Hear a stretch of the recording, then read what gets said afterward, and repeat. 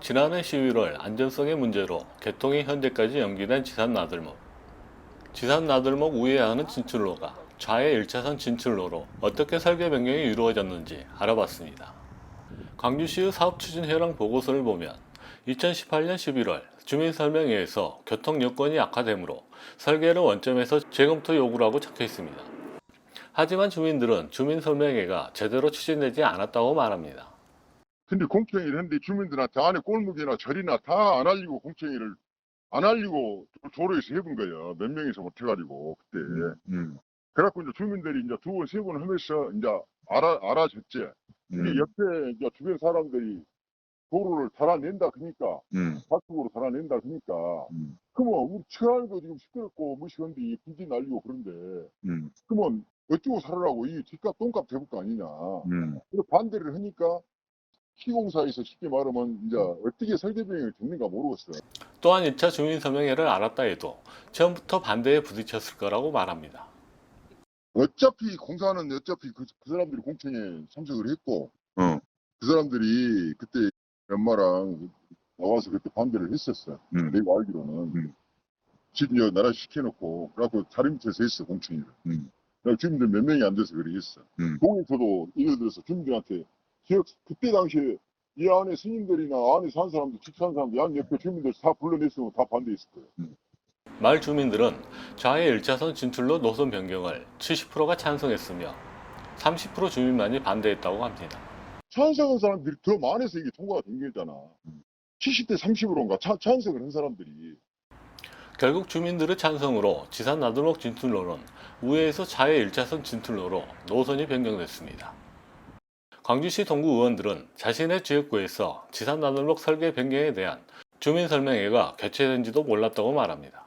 왜 참석을 못 하셨는지. 예, 그렇습니다. 이제 제가 나중에 확인한 결과에 의하면은 이제 제2순환로가 시 발주 사업이었기 때문에 시의원하고 아마 동네 일부 주민들만 시에 초청을 해서 시에서 아마 설명회를 한 걸로 지금 현재 파악이 되고 있습니다. 그리고 지역구 구의원들한테는 전혀 연락도 않고 아마 나중에 우리 구청의 도로과에 연락을 한 걸로 알고 있습니다. 1차선 진출로는 돌발적인 차로 변경으로 교통사고 위험성이 높아 자문위원회 반대가 있었다고 합니다.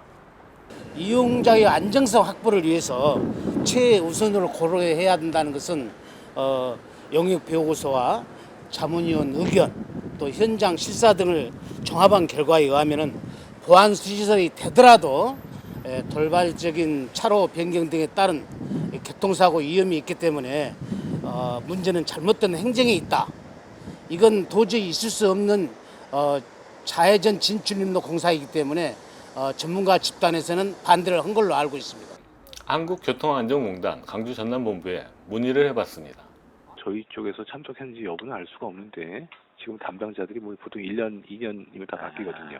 또 말이 안 되는 얘기지. 그게 어떻게 거기서 1차로에서 그 차가 고속으로 달리는 중에 거기서 진출입로를 만들어버리면은 상식적으로 봐도 말이 안 되는 거 아니에요.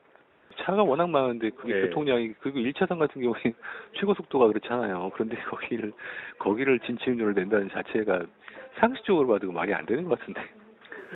1차 진출로 변경은 상식적으로도 받아들이기 힘들다는 입장입니다. 모 시의원이 주민설명회에 동구 의원들의 참석을 못하게 막았다는 주장도 나왔습니다.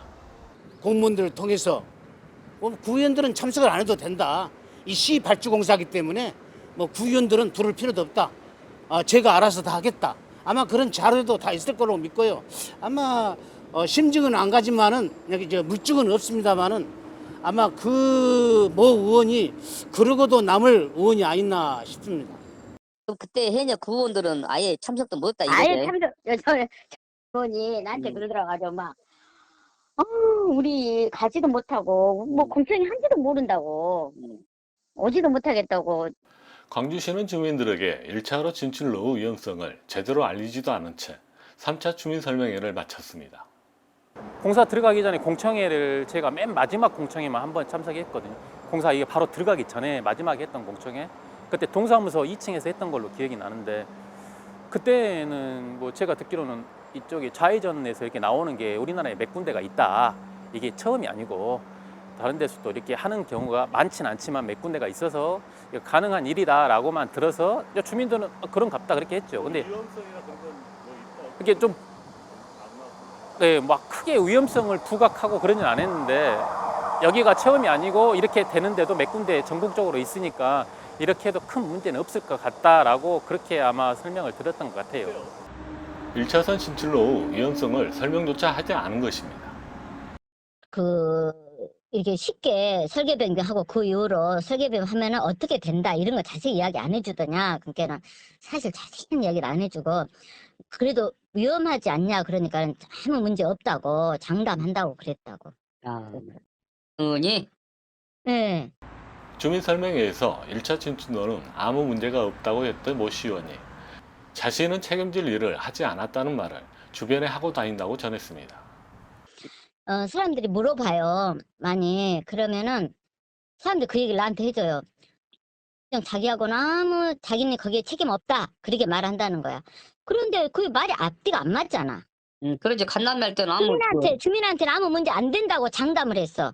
그래놓고 문제가 되니까 자기는 거기에 대한 책임이 없다. 이렇게 말했어. 우회 진출로를 반대했던 주민도 광주시의 탁상 행정을 비판했습니다. 누가 이걸 추진했는가 몰라도 누가 추진한 사람이 있을 거 아니야. 그럼 주민들끼리 입맞춰갖고 해본 거 아니야. 따지고 보면은 다 무시해버리고. 그러지.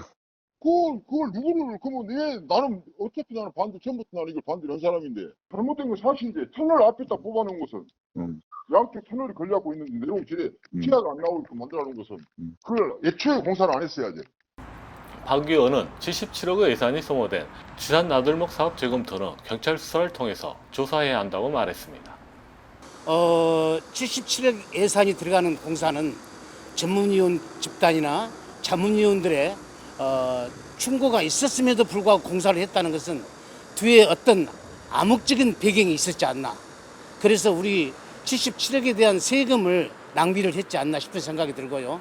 이런 건 우리 주민들이 혈세기 때문에 검찰 수사를 하든지 경찰 수사를 해서 명백백백하게 밝혀져야 한다 생각합니다.